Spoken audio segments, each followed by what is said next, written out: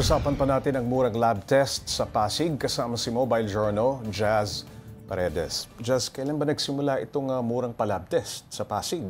Actually, Paps, ang pagkakakwento sa akin ay naitayo na itong Champ 2014 pa lang at medyo mababa na rin daw yung rates nila noon. Pero itong updated rates na talagang mababa na may libre at 28 pesos lang is way back 2017 daw nung naipatupad yung kanilang revenue code of 2017 na kanilang LGU. Bakit daw ang Champ Laboratory ang napili ng Pasig LGU para dito sa programang ito? Ang totoo niyan, Paps, nagkataon lang din na yung itong Champ Laboratory yung nag-viral sa Facebook. Pero nung pinagtanong-tanong natin, ito daw Champ ay isa lang sa mga meron itong programa nito.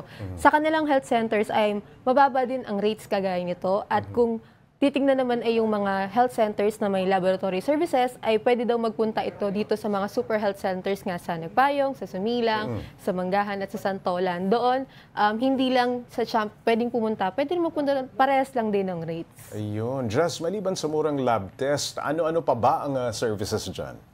Dito daw sa Champ, bukod sa kanilang laboratory services, may paanakan din daw sila. Kagaya ng naging experience ni Miss Rhea kanina, ay normal delivery siya, 2,500 lang yung binayaran niya at nabigyan pa siya ng libreng diaper at ng mga kailangan ng mga newborn babies nung nanganak siya at libre din daw yung kanyang gamot. At kung meron naman, sa iba namang services, meron din daw silang dialysis center at sa ngayon, yun pa lang yung kanilang ino-offer pero talagang pinupuntahan to ng mga tao kasi sobrang mura din talaga ng laboratory services nila, Paps. Ayun. Kamusta naman, Jazz, ang pila dyan? Mahaba ba? Pinipilahan din ba kahit ang pagpapareserve dyan? May priority lane ba para sa mga senior o PWD? Nung napuntahan natin, Paps, ang haba talaga ng pila kasi maaga pa lang, 7:30 pa lang, pumipila na daw sila. Dami na. Pero dahil daw ito sa mga nagpapa-OGTT, yung mga nagpa-fasting, sa kaso nila, pinapauna muna nila yung mga naka-fasting dahil yun yung mga, syempre, nagugutom na. Para makakain. Tama dyan, Paps. Kailangan nila lang mauna sa laboratory. Para naman sa mga senior citizen at sa mga PWD, meron ding priority lane, pero as much as possible, tinitreat nila fairly dun sa pangangailangan din ng tao dahil nga meron naka-fasting, meron din yung mga meron din naman mga upuan. So talagang ina-assess nila kung ano yung mas nangangailangan mauna. Jazz, wala ba silang online reservation para hindi na pumila at didiretso na sa pagpapatest? Sa ngayon wala pa, Paps, pero kaya daw nila naisipan din na magpa-personal yung reservation.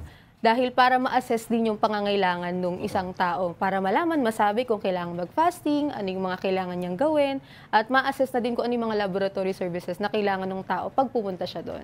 Yun. Paano naman ang mga hindi taga-Pasig? Magkano naman ang singil sa kanila?